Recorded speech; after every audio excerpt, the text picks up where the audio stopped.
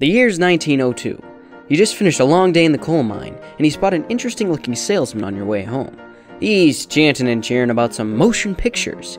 Pictures that really move.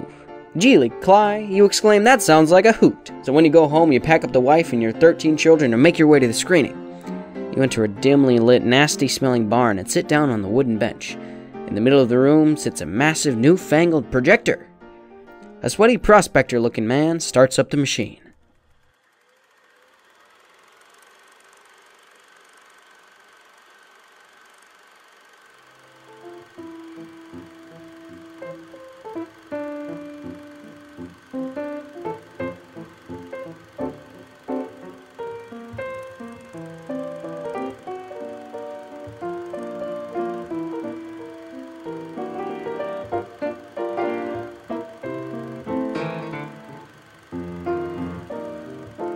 Whoa, you seeing this? But then the film catches on fire and the barn engulfs in flames and 6 of your 13 children die.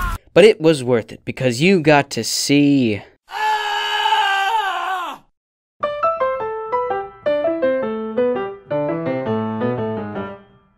In the early era of film, people went to the cinema for an experience. 15 to 20 people would group up to watch some dumb 1-minute long production about being hit by a car or a car blowing up. They really liked films with cars.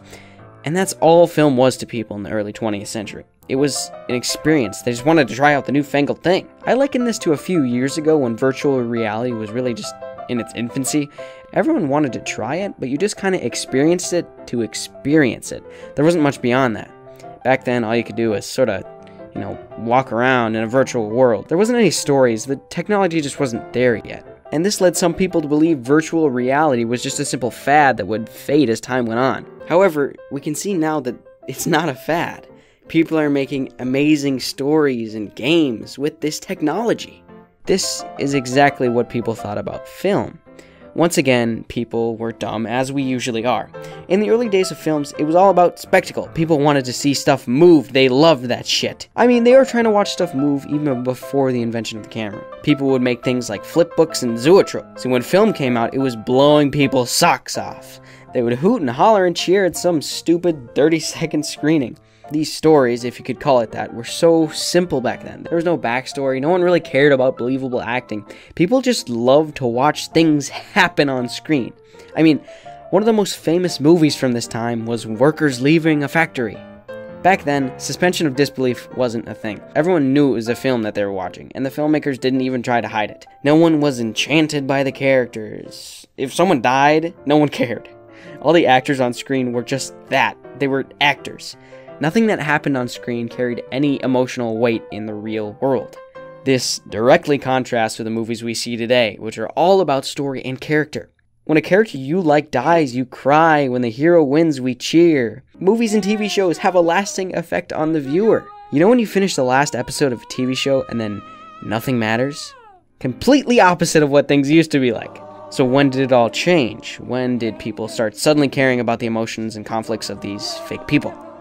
Well, after watching Getting Hit by an Automobile for the 100th time, people started to get bored. The newness of the projector just kind of started to wear off. The masses yearned for something more.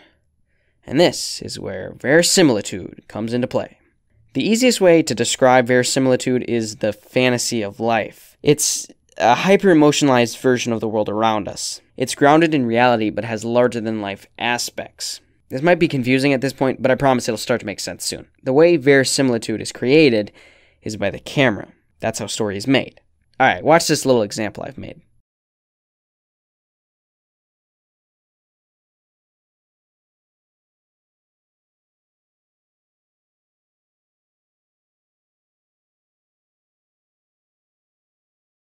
Okay, even in black and white, and without sound, and I didn't do anything, and the camera's not moving, there's a story there.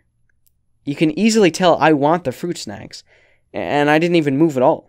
The only thing that changed was the viewer's focal point. In the real world, in everyday life, you can't see things like you can in a movie. Our perspective is fixed. Okay, we're gonna do another example. Look away from the screen for a second. Just take in your surroundings. Recognize how you look at the world. Alright? Okay, let's watch this next example. I did add a few tweaks to this one, just so you know.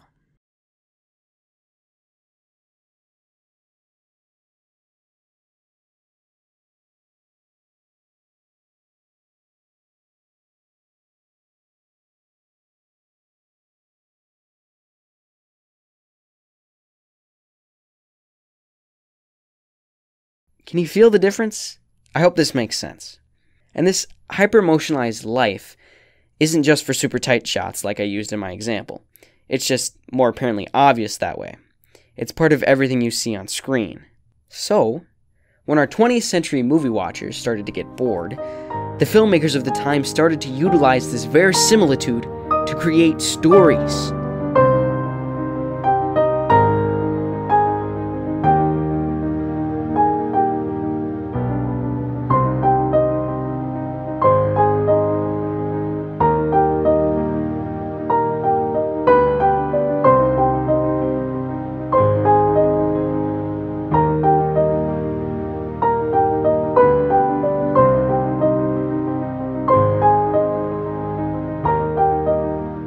This little shift in how filmmakers created movies opened the floodgates to years upon years of TV shows and stories that we now get to consume. Without this change in ideology, who knows if cinema and the industry would be where it is today?